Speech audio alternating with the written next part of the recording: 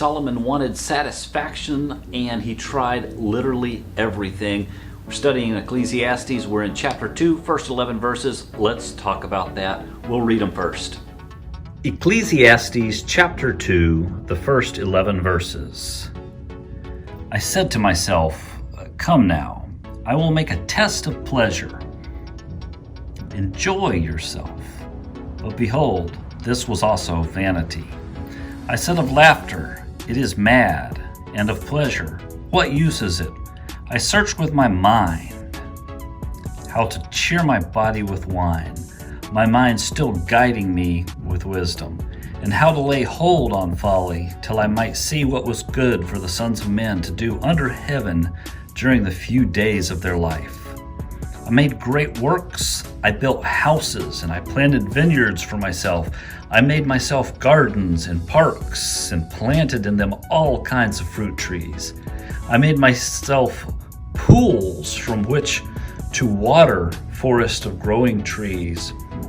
I bought male and female slaves and had slaves who were born in my house.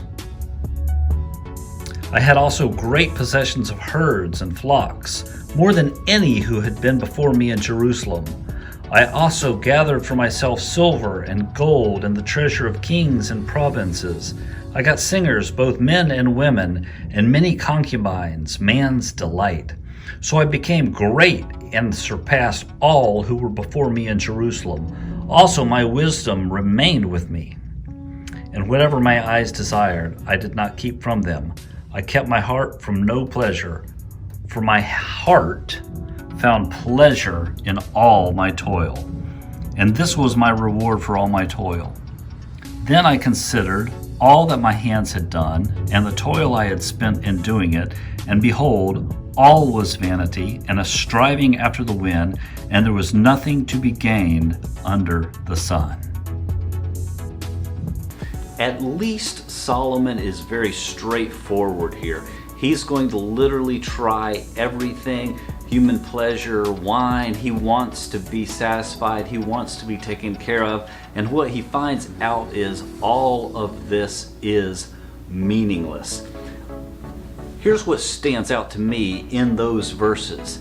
He is celebrating himself. I this, I that, I built this, me, my pleasure, I want it. And in that egocentric view of things, we see something that is incredibly true of humankind. Every single person that you talk to is going to experience the same types of things. There is a hole, we want to fill it, we want to take care of it. Essentially we hear life, liberty, and the pursuit of happiness, and that happiness is what we all want, but it's interesting when we think about it. When we truly think about it, sometimes we give our lives to things that often even seem like good things, like we devote ourselves to our family or something else that maybe we love or that we're passionate about. And the truth is that sometimes what we love is more likely to distract us or take us off course or just get us away from God, so to speak, than just about anything else. It's probably one of Satan's greatest tools. Fascinating thing about Solomon is his life is kind of chronicled in other spots in the Old Testament. Kings in particular, you read 1 Kings chapter 4, 1 Kings chapter 10, and you see that his life was a life just full of wealth, of a lot of things, building houses. He had tons of chariots and horses and men and things to take care of. So wealth and power, this was Solomon's life.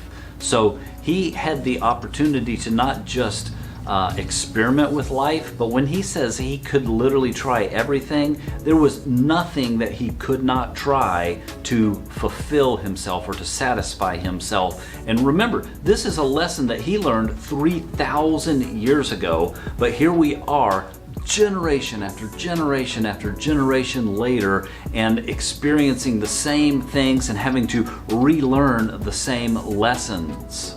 Sometimes I think we go through life and we're like, well, you know, if I was more like Solomon, if I had all that wealth and all that influence, things would be different for me.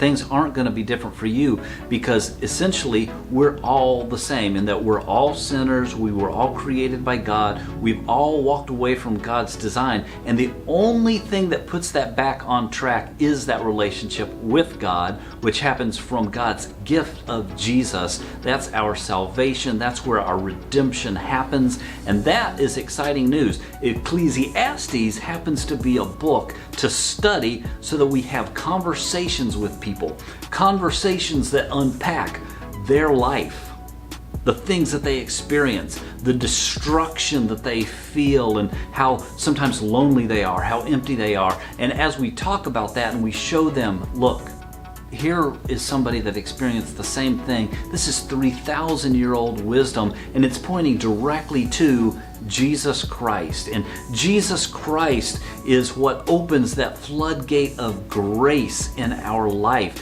And it doesn't even seem fair, but God loves us. And God made that way for us because He knew on our own we could not do it. We can't fix it. We are not innately wired that way. It's the greatest thing about God's plan for salvation and His plan for you and me. Next week we'll be in the second half of chapter 2, and we'll be actually talking about life and death and some things of that nature. Really looking forward to it. It happens live every Sunday morning at 10 o'clock while the children are studying Proverbs, which was just full of wisdom for people. And as often as we go through life and we learn wisdom, sometimes we're not really great at applying it to our lives.